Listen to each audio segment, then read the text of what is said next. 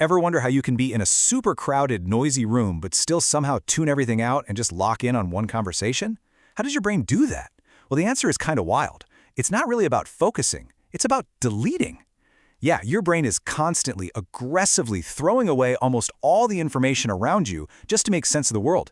So in this explainer, we're going to dive into this crazy idea that our limitations, the things we can't do, are actually what make us so smart. All right, so here's our game plan. We're going to start with what I'm calling the fire hose of reality. Then we'll talk about how we try to drink from it. We'll get into the big one, why attention is really just deleting data. Then we'll look at how you are basically a shortcut, why a tiger always gets through the filter, and finally, we'll wrap it all up with this mind-bending idea that we're smarter because we're so limited. Okay, let's kick things off with part one, the fire hose of reality. This is basically the fundamental problem your brain is wrestling with every single second of every single day. I mean, just think about it for a second. Right now, as you're watching this, your eyes are taking in light, your ears are picking up sounds, maybe the hum of your computer, maybe traffic outside.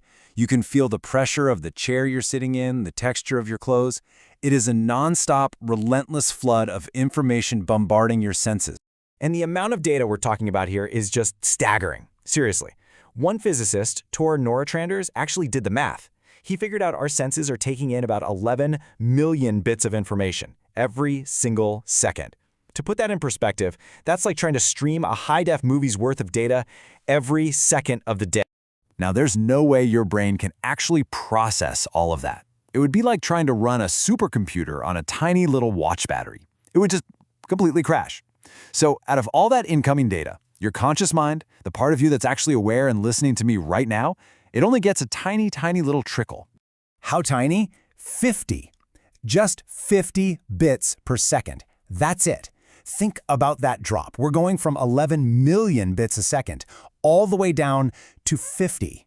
This isn't filtering. This is a radical, almost complete deletion of reality. This is what you actually experience as consciousness. So, okay. If reality is this massive fire hose just blasting information at us, how on earth do we even begin to manage it? Well, it turns out we use a very, very narrow straw. And this idea is really the heart of the whole thing. We like to think our consciousness is this big, wide-open window, showing us the world as it truly is. But it's not. It's more like a tiny keyhole or a really, really narrow straw. You're not seeing the whole picture. You're just getting a tiny sip, just enough of the data you need to get by. So the big question is, how does the brain decide what tiny bit of information gets through that straw? Well, the mechanism is something we call attention, but it probably doesn't work the way you've always thought it did. Yeah, this really flips the script. The classic idea, right, is that attention is like a spotlight. You shine it on whatever you want to focus on. But the neuroscientific reality is completely different. It's not a spotlight. It's more like a bouncer at a club. Its main job isn't to let things in, it's to aggressively throw things out. Think about it. For you to pay attention to my voice right now, your brain has to actively suppress everything else. It's turning down the volume on background noises, it's ignoring what's in your peripheral vision, it's basically a super advanced spam filter, and its whole job is to figure out what's the important signal and what's just noise that needs to be ruthlessly deleted. And there's no better proof of this than the famous invisible gorilla experiment. I'm sure you've heard of it. People were told to watch a video and just count how many times a basketball was passed. Super simple task. But while they were so focused on that, a person in a full gorilla suit walks right through the middle of the scene, beats their chest, and walks off. And guess what? Fully half of the people never even saw it. Their brain decided gorilla is not basketball and just deleted it from their reality. Okay, so if your conscious mind, the you that you're aware of, is only dealing with a measly 50 bits of information, what is happening to the other 10,999,950 bits? Well, that's where the real show is. That's where pretty much everything gets done. A really great way to think about this is like a computer. Your subconscious mind is the deep core operating system, the kernel. It's blazing fast, super efficient, and it runs almost everything on autopilot. You know, breathing, your heart beating, even driving a car down a familiar road. Your conscious mind? That's like a really slow, power-hungry app. It's expensive, energetically speaking, to run. And it really only gets booted up when the autopilot, the subconscious, runs into a problem it can't handle. Like, say, a dog suddenly darts out in front of your car. Suddenly, the app launches to deal with the crisis.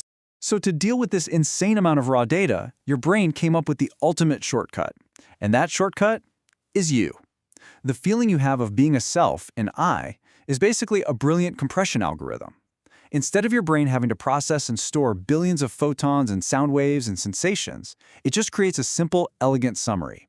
I went to the store. That's it.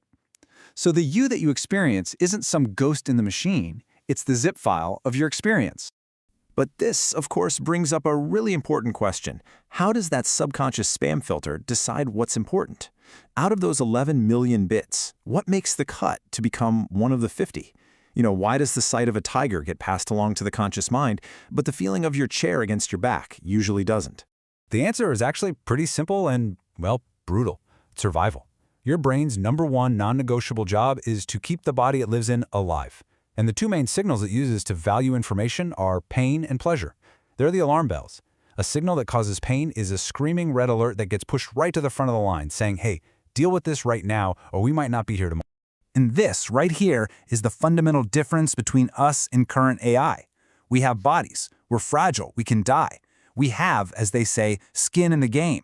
That mortality forces us to prioritize what matters.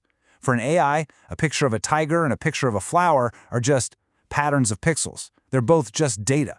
For us, one of those is a potential life or death emergency. The data has value because our survival depends on it. And all of this brings us to a really beautiful, kind of stunning paradox. The very thing we think of as our intelligence, it doesn't come from our strengths. It comes directly from our weaknesses. See, we didn't evolve consciousness because it was some cool luxury feature. We evolved it out of desperation. It was a workaround for a serious hardware problem. The problem is that we are relatively small, kind of slow, and we operate on a really tight energy budget. And those limitations forced us to develop this incredible ability to focus, which is really the ability to ignore almost everything just so we could survive. There's a quote from the material this is based on that just sums it all up so perfectly. Consciousness is the sound of a machine struggling to prioritize. That struggle, that constant desperate calculation of what matters and what doesn't, that is the feeling of being conscious.